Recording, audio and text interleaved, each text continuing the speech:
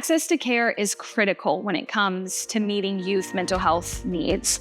My name is Emily Kerr, and I'm the founder and executive director of Charleston Hope. Charleston Hope is a 501c3 nonprofit organization based in Charleston, South Carolina, and we work to increase access to mental and behavioral health programs for students who are living at or below the federal poverty line. Charleston Hope was created in 2011. My sister, she was a first-year teacher, and I grew up wanting to be a teacher my entire life, and so watching her step into her first year of teaching was really exciting for me to witness and to watch her. And over the course of that year, to me, the needs of her students just became more and more evident, and the lack of support and resources that she had from the school or others was just so evident. And so I stepped in and wanted to help her and help her students. And what started Charleston Hope as providing Christmas presents during the holiday season and food during the holiday break has really evolved over the last decade and beyond. And we took an approach to really listen to the needs of our families and our students and the teachers that were teaching in these schools, serving students living at or below the federal poverty line.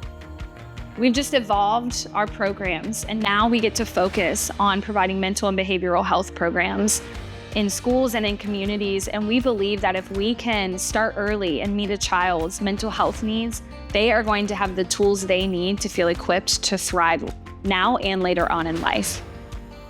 Hope is more than a feeling. Hope is what we see every single week in our programs when a student's eyes light up as they take steps towards growth and healing. Hope is the very thing that unites a community when people show up, even when it's hard. Hope doesn't solve our problems, but it gives us and students the courage to face them. My name is Tevin Sims, and I am the Advancement Director. The community can support Charleston Hope by showing up. The mission that we have is greater than any one individual, and if we're going to continue to increase access to mental and behavioral health support in our schools for students, it's going to take a community. Coming out of COVID, it was very evident the inequities that youth were facing, especially for minority kids, to get the care that they need when it came to their mental health. In South Carolina, we are ranked 47th in access to youth mental health care. And in our state, 43 out of 46 counties are considered to be in a clinician shortage. Access needs to come and meet students and families where they're at. In South Carolina, suicide is the third leading cause of death for youth ages 10 through 14, which is a 55% increase since 2016. The need is only growing for our youth to receive mental health care and access to care. Kids should be outside, they should be playing with their friends and enjoying learning, but instead, many of them are silently suffering. The mission of Charleston Hope is truly transformational to the students and families that we serve by increasing the access to mental health care. Mental health is one of the most important things that someone can do for their overall well-being. And I have experienced many years of therapy that has shaped every aspect of my life. My name is Kendall Biga, and I'm the operations director at Charleston Hope.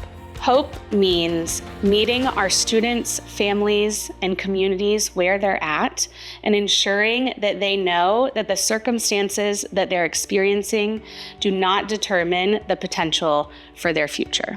There's a tremendous gap in mental health for pediatrics. What we're finding is that there's a ratio of 1 to approximately 1,300 in South Carolina, and there's no real designation for pediatric mental health in South Carolina. My name is Dr. Janelle Perkins. I'm a licensed marriage and family therapist and board member for Charleston Hope. I have been in the mental health field for more than 25 years. I've worked with military, first responders, and with communities, helping families become their best selves. Charleston Hope's two programs that are most important are the school-based counseling, which is 1-to-1 for the students, as well as the enrichment programs in Step In, which allow us to have an opportunity to help students with their self-esteem. The internship program at Charleston Hope is one that is most dear to my heart. We must develop new counselors that have a greater degree of cultural humility and cultural competence. With the rise in anxiety and depression amongst young people, we really need to ensure that we have mental health programming that's available within the school systems. We have to take it to the places where they live.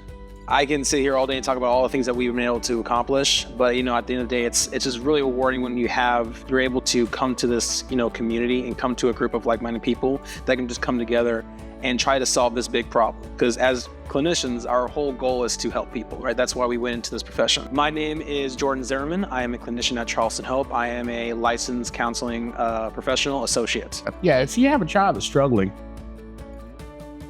they probably have a need to feel heard. And sometimes we may not be enough, which I accept. And then so having somebody who is outside of you, like an organization like Charleston Hope, they can give them the resources they need to understand that they're important, that they're loved, that they're cared for, that they have a voice as well. My name is Isaac Smalls, and everybody calls me Uncle. I learned about Charleston Hope through a recommendation through the guidance counselor at the school that my son attends. Early on, he had some problems. He seemed like he was withdrawn, and other times he was really over the top, so that needed to be addressed. He is the youngest of 3 boys we have. They're all brothers, and then we got custody of them early in their life. So it's been a change for them, and they've had some challenges early on in their life. So what we did is we just try to give them the best life possible by talking about whatever problems they're having, and just let them know that they have support if they need it. He met a wonderful counselor named Jordan, and they've worked together. And seems like he's now, when he goes to class, he likes to participate more than what he did before. Those instances of him just being withdrawn, those have come to a minimum. And then when he's like really acting out, those have virtually disappeared as well. The outcome from the counseling, I really believe, is he feels like he's being heard. Because I think probably part of him being the youngest, and also just kind of trying to find your way in the world as a young kid, he just needed that, somebody to let them know that they hear him, that they understand him. And so they worked on he likes to read, he loves anime, he loves cartoons and comic books and graphic novels. And one really, really cool thing they did together is they made a graphic novel that was named after him, and he was really excited about it. He told me the whole story. And then so I got a chance to look at it, and I was really proud of the work he did, because it's an idea he came up with all by himself. Got a little bit of help writing it, but it's his own story. I'm really proud of the counseling, the help that he got, and just that he's turned over this new leaf. First thing I noticed was how well-spoken he was, very mature for his age, and very sweet kid. He had a very just positive outlook, a very positive temperament on life. And, as I talked to him, going through the whole therapeutic relationship, which is a lot about rapport building and building that trust, I learned a lot about himself. What are some of the things that he's been struggling with, which is one was a big thing was anxiety, mostly social anxiety. It was really hard for him to make new friends and talk to people. He found it was a real struggle for him. He had a really overwhelming sense of fear of rejection. So I started working with him, and, hearing that story, I decided that we take different approaches to kind of extrapolate that more. So as a therapist, we use tools and interventions that are tailored to the client. So with him, he was a real good candidate for narrative therapy, which is a technique to allow clients to take their life and to deconstruct the problems that are going on with them. It allows them to externalize the problem. And so it helps them understand that the problem's the problem, not themselves. And so we did that since he was very creative. I noticed that how amazingly creative and how he loves to draw and paint.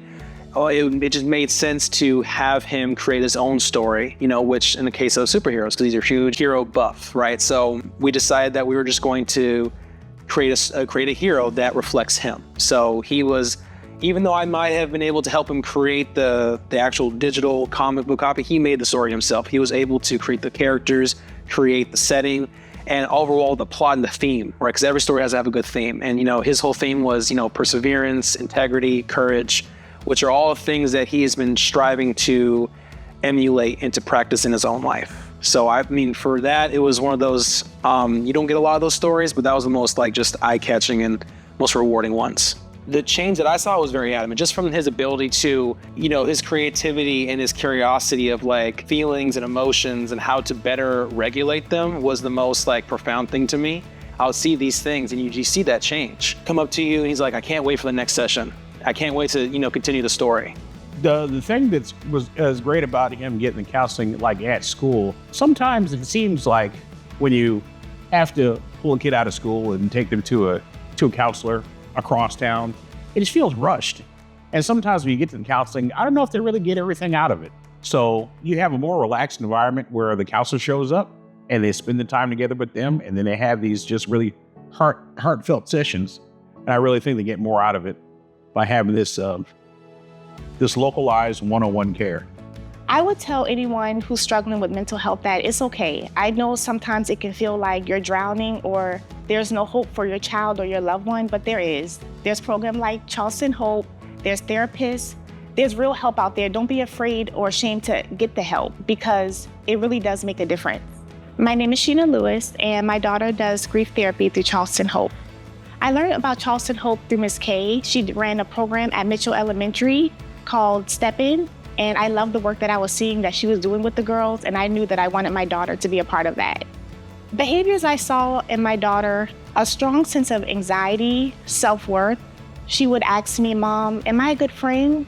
Am I good enough? And I will always tell her that you're more than enough. You're beautiful, you are a good friend, you are a good person. And it never just seems to register. So I say I have to get her some help. I have to see what's really going on or what she doesn't want to tell me. I love the outcome. I've seen a boost in her confidence. And even when she gets into arguments with her friends now, she said, Mom, I apologize. I am a good friend. I am a good person. I did nothing wrong. So she's more sure of herself, of her decisions, and she knows that she's a good person.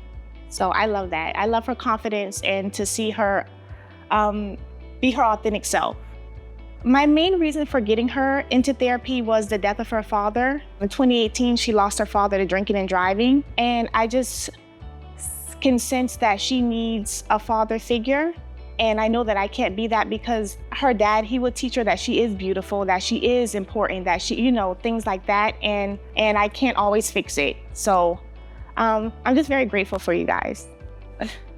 I think it's a privilege to be able to be a key part in the systems that move to get the students the support that they need to, set them up for success, essentially, because the skills that we're teaching them now are the skills that they're going to take for life.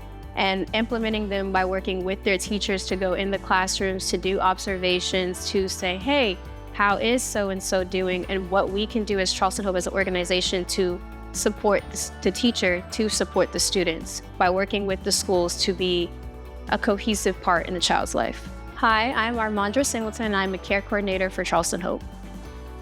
Seeing the clinicians work with our students is honestly the most beneficial part of the job because you're seeing what they're implementing in real time. Like, for example, recently I had a student, they were falling asleep in class and it was starting to affect their academic work, how they interact with others because of the lack of sleep they were receiving at home. They were able to perform to their academic best. And also when they would interact with other students, they'd be very short-tempered, sporadic behaviors, just very dysregulated. And seeing the therapist be able to contact the parents, so, being a care coordinator and coordinating, hey, this parent is free at this time for you to call them. Let's see what we can do and how we can collaborate to best support the student. And I went to check on that student last week and they came up to me and they smiled and they were like, I didn't fall asleep in class today. I went to bed on time last night. And just seeing the student be aware that, hey, this was something I needed to work on and I did work on it and I was able to achieve what I set out to do, that was very rewarding. Over the last several years, as we've developed our school-based mental health program, we on average are able to provide access to over 70 kids annually, which equates to nearly 1,000 hours of mental and behavioral health programming for students that they may not or likely would not have gotten otherwise. And as we work with our students and we see their growth, our data is showing that 75 to 80% of parents are seeing a decrease in anxiety and depression symptoms in their kids. And nearly 80% of students are seeming less anxious or depressed. Some of the main limitations for students in getting mental health care are the barriers around transportation, cost, and stigma. And what we're doing at Charleston Hope is we're removing all three of those barriers. For transportation, we're meeting kids where they're at. They're at the school 8 hours a day. We're coming directly to them. For cost, that's why we fundraise, we write grants. We are providing therapy at no cost to our families. And stigma, we want to reduce the stigma around mental health by building trust with our families and our students. We place a care coordinator directly in our schools. And our care coordinators are able to communicate with our families and their caregivers of exactly what's happening in their therapy sessions so that a student can grow here at school, but also at home. Our vision for Charleston Hope is to continue expanding access to mental health care until every child has the opportunity to get the care that they need. We want to continue growing our school-based therapy program in more schools that are serving students living at or below the federal poverty line. And we want to extend that care not just during the school day, but through after-school programs and community-based programs. The community can support Charleston Hope in many ways by sponsoring a student and giving donations directly at our website at charlestonhope.org.